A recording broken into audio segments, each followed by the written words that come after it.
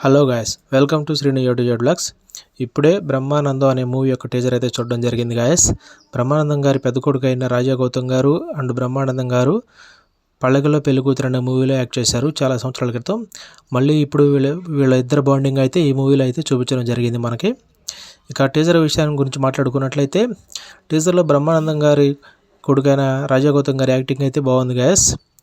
అలాగే బ్రహ్మానందం గారి comedy timing కానీ, కోస్టార్స్ అయిన మిర్చి సంపత్ గారు కానీ, రాజీవ్ కనకాల గారు కానీ పర్ఫార్మెన్స్ అయితే బాగుంది గాయస్.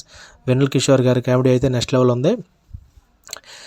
టీజర్ లాస్ట్లో అయితే ఒక డైలాగ్ ఉంటుంది కదా, అదే వీడు ఇంత తలనొప్పిగాడైనా వీడిని ఎందుకు భరిస్తున్నానంటే వీడు మా తాత అని.